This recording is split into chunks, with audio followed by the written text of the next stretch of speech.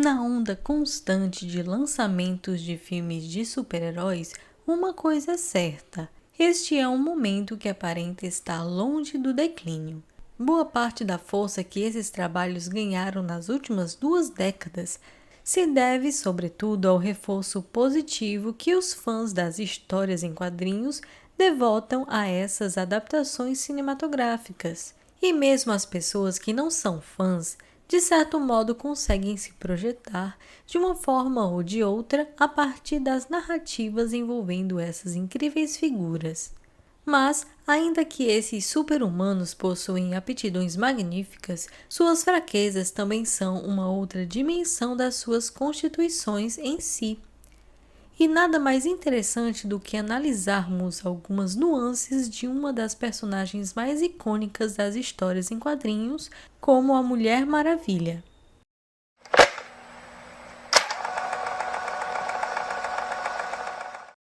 Antes de começar o vídeo, gostaria de compartilhar que apenas 12,8% das pessoas que assistem os nossos vídeos são inscritos no canal, o que é muito pouco.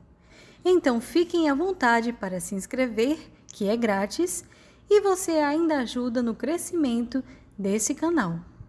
Atualmente, a figura da Mulher Maravilha é considerada um ícone feminista, mas foi preciso muitas mudanças ao decorrer do tempo para que ela pudesse se tornar aquela que vemos hoje. Uma mulher forte, independente, bela e muito humana. A perfeição parece ser seu nome do meio, porém, há alguns pontos fracos que ela só possui por conta do seu gênero. A personagem tem 2 grandes fraquezas que são relacionadas às suas pulseiras. Uma vez intitulados braceletes de submissão, as peças são uma parte importante na vestimenta da heroína, porque são mais que adereços, são verdadeiros escudos e que têm toda uma significação oculta, pouco explorada nos longas contemporâneos sobre a heroína. Na história da origem da Mulher Maravilha, as Amazonas eram mantidas amarradas pelos pulsos por seus captores, em geral homens. Quando as personagens percebem todo o seu potencial, se libertam dessas correntes. Nisso, passam a morar numa ilha, habitada apenas por mulheres, sem a presença de opressão masculina.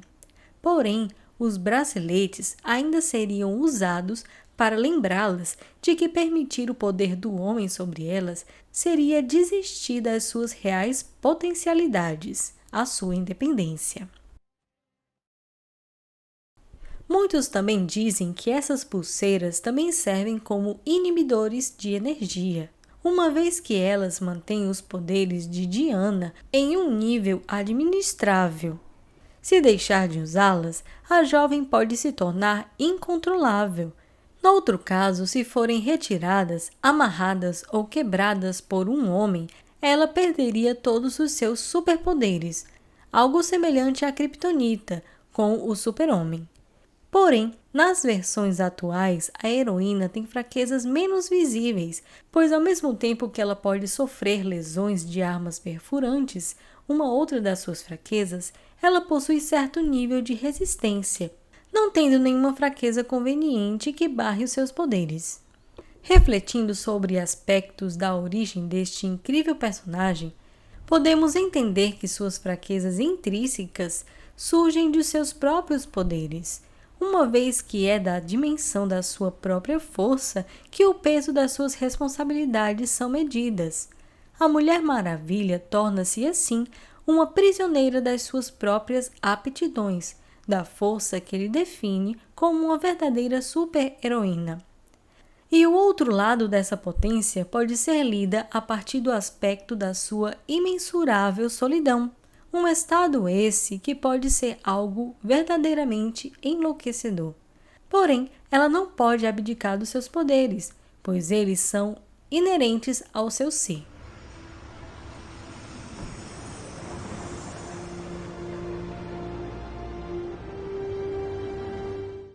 É interessante perceber que isso não é algo específico da mitologia dessa heroína, sendo aquilo que faz parte da gênese constitutiva de muitos outros personagens de distintos universos das HQs. Ao adquirir superpoderes, o indivíduo perde parte da sua liberdade, devendo abrir mãos de vivências do homem comum. No fluxo da cinematografia dos filmes de herói, notamos essas construções em figuras como Dr. Manhattan, Capitão América, Homem-Aranha, Batman e, mais recente, Stephen Strange, como Doutor Estranho. Todos esses tipos perdem ou abdicam da vida que desejam ou idealizam e se ocupam exclusivamente em combater os males que podem pôr o risco à integridade do planeta Terra. O herói bem estruturado sabe o peso das suas escolhas e não se corrompe.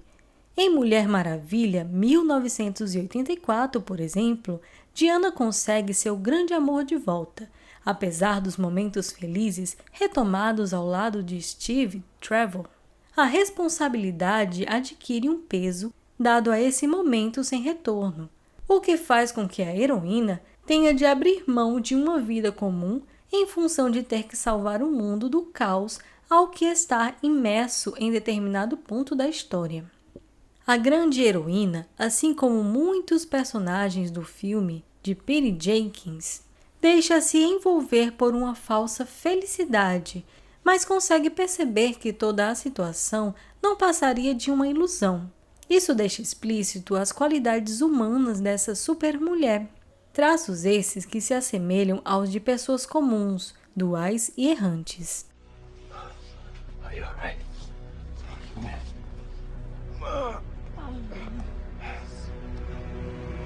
Para fazermos um breve exercício de cinema comparado, podemos colocar a Diana de Mulher Maravilha 1984 lado a lado com a figura de Wanda no filme Doutor Estranho no Multiverso da Loucura. Olhando para a feiticeira da Marvel Studios, entendemos que ela se torna uma vilã imbatível por não querer abdicar dos seus loucos desejos de posse e narcisismo.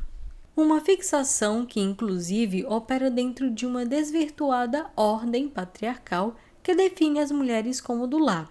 Afinal, o que uma mulher deposita na maternidade e na vida doméstica, sua única fonte de vivência, pode ressignificar dentro de um contexto onde a luta feminista assume outras bandeiras, como inclusive não está aprisionada a um lar.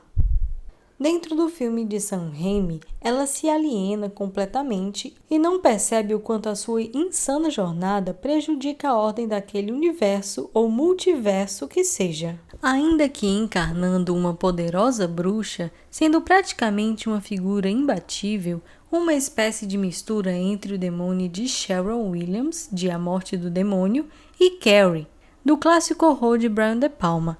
Retornando ao mais recente traço da ex-Vingadora, se torna impossível vencê-la, ainda que sua grande fraqueza esteja nela mesma, na sua mente corrompida pelo coração partido.